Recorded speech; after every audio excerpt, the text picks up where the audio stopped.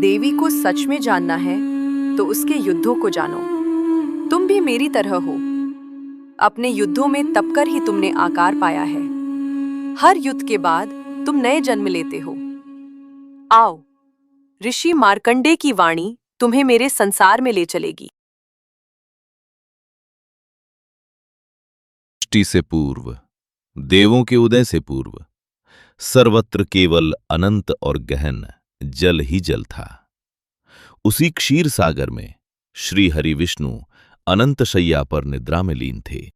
ये केवल प्रकाश नहीं था, ये वो चेतना थी जो ब्रह्मांड के अणु अणु में व्याप्त थी, एक स्वर्णिम धागे की भांति जो समस्त सृष्टि को एक साथ पिरोए हुए है, उन्हीं के भीतर।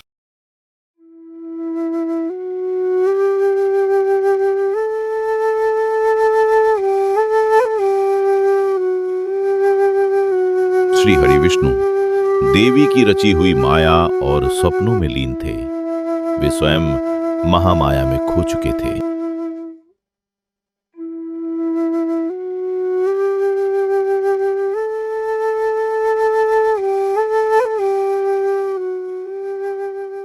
स्त्री के कर्णमल से दो महादैत्य उत्पन्न हुए, मधु और कैटभ।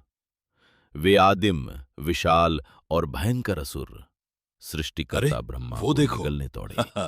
सृष्टिकर्ता छुप रहे हैं। ओम नमः शिवाय, ओम नमः शिवाय, ओम नमः शिवाय। उठिए नारायण, नारायण उठिए, निद्रा से उठिए प्रभु, वे आ रहे हैं। अरे कहां छुपकर भाग गए ब्रह्मा जी?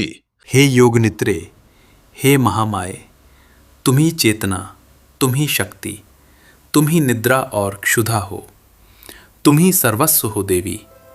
कृपया श्री हरि को जगाओ। उनकी स्तुति केवल शब्द नहीं थी, वह एक तरंग बनकर उस आदि सागर पर फैल गई।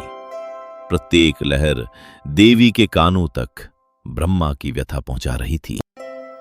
नेत्रों से ज्योति, नासिका से श्वास, हृदय से करुणा और भुजाओं से शक्ति बनकर वे धीरे धीरे बाहर आ गईं। श्रीहरि ने ऐसे नेत्र खोले जैसे कोई अनंत निद्रा से जागे, और ब्रह्मांड ने पहली बार चेतना का अनुभव किया। उनके समक्ष रात्रि के समान श्यामल वर्ण वाली देवी खड़ी थी। जागो नारायण, अब समय है। मधु और कैटभ से युद्ध का समय आ गया है। आओ नारायण, युद्ध में आओ। सामर्थ्य है तो यहां आओ। क्या हुआ भगवान? थक गए? 5000 वर्ष और लड़ोगे? हम अजय हैं, हम आदि दैत्य हैं, हमें कोई नहीं मार सकता। महामाया ने स्वयं युद्ध नहीं किया, उन्होंने तो केवल विजय का मार्ग प्रशस्त किया, और फिर वहीं खड़ी रहीं, निद्रा और जागरण के बीच, शून्यता और सर्वस्व के बीच। वे सदा वहीं हैं, प्रत्येक विचार के उठने और विलीन होने के मध्य। युग बीत गए, देवता विस्मृत हो गए, वे भूल गए कि उनकी रक्षा किसने की, और ब्रह्मांड में पाप ने पुनः सिर।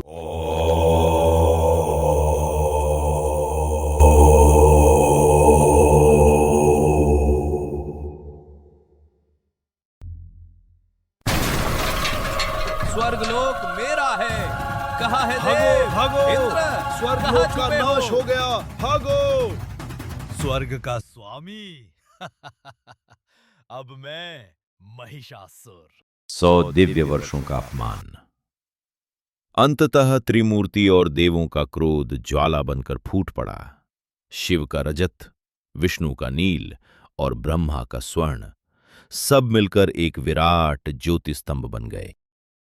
शिव के तृतीय नेत्र से प्रलय की ज्वाला निकली, विष्णु के सुदर्शन से ब्रह्मांडीय क्रोध, और ब्रह्मा के कमंडलू से सृजन की अग्नि। सभी देवों ने अपने अपमान और अपनी आशा की आहुति दे दी। वो केवल क्रोध नहीं था, वो प्रार्थना थी। वो तेज स्तंभ इतना विराट था कि पर्वत शिखर पिघल जाए और सागर उबलने लगे। देवों ने अपना सर्वस्व उस अग्नि में झोंक दिया था, अपना अस्तित्व। उसी तेजोमंडल से देवी चंडिका का प्राकट्य हुआ। 18 भुजाएं, सहस्रों दिव्य अस्त्र और मुख पर एक शांत मुस्कान, क्योंकि वे जानती थीं कि वे कौन हैं। अतुलम तत्र तत्तेजः सर्वदेव शरीरजम। तुम्हारी सारी शक्ति मुझ में है और मेरी शक्ति तुम में। अब हम लड़ेंगे।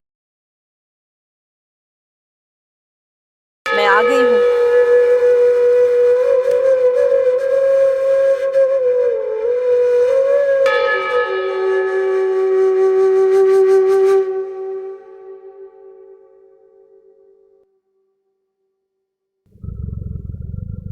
वीर, सुनो, महिषासुर की सेना ने सब कुछ ढक लिया है।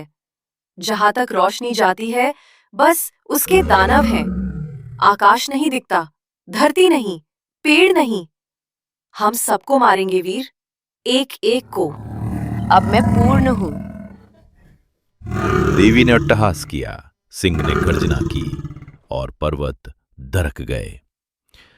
उस छीने हुए सिंहासन पर बैठे महिषासुर ने जब वो नाद सुना तो प्रथम बार उसके हृदय में भय ने जन्म लिया। वे एकाकी ही रणभूमि की ओर चल पड़ी।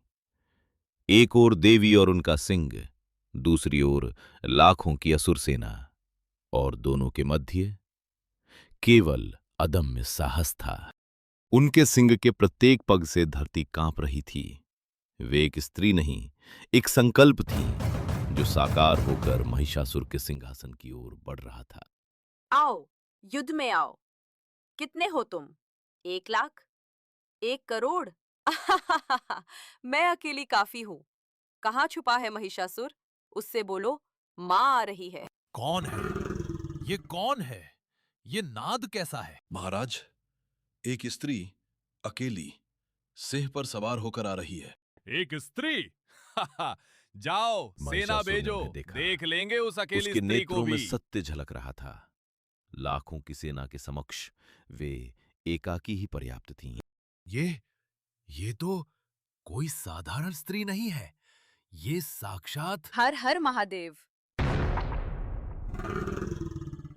और सिंह ने अपनी श्वास के झोंके से ही सहस्रों असुरों को उड़ा दिया। उसने एक ही छलांग में 10 सहस्र सैनिकों को अपने पंजों तले रौंद डाला। एक एक कर सभी सेनापति धराशायी हो गए। देवी के घंटे की ध्वनि ने 60 सहस्र रथ उलट दिए।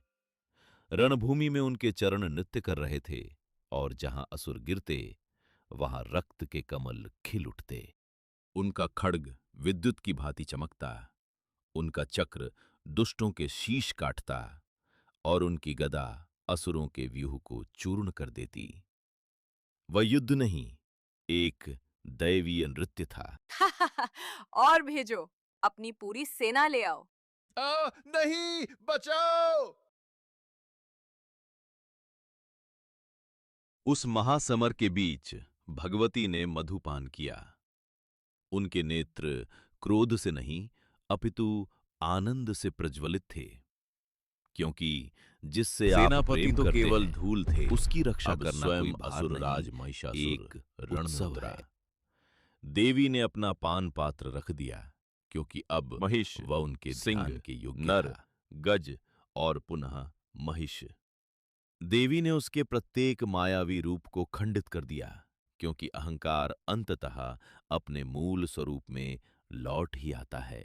भगवती का चरण महिष पर पड़ा और त्रिशूल नीचे उतरा। रक्त नहीं, कमल पुष्पों की वर्षा हुई।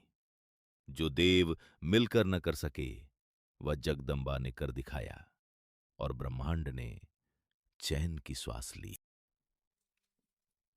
ब्रह्मांड ने श्वास ली, सर्वत्र सन्नाटा छा गया। भोर हुई, रणभूमि अदृश्य हो गई, और उसके स्थान पर कमल खिल उठे। एक खंडित खड्ग से कमल उगाया। उस सौंदर्य को भान ही नहीं था कि उसका जन्म युद्ध से हुआ है।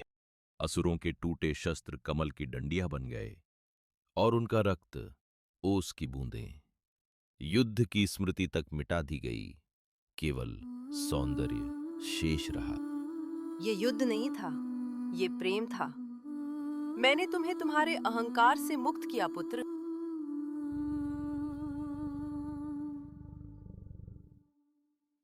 देवताओं के नेत्रों से अश्रु बह निकले। हे दुर्गे, आप ही वह नौका हैं जो हमें भवसागर पार कराती हैं।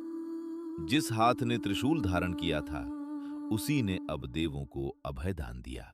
देवराज इंद्र उनके चरणों में घुटनों पर गिर पड़े और यही तो महादेव शक्ति शिव के है। मुख पर केवल एक शांत मुस्कान थी। जब भी संसार को मेरी आवश्यकता होगी, मुझे पुकारना, मैं आऊंगी। मैं सदैव आती हूँ।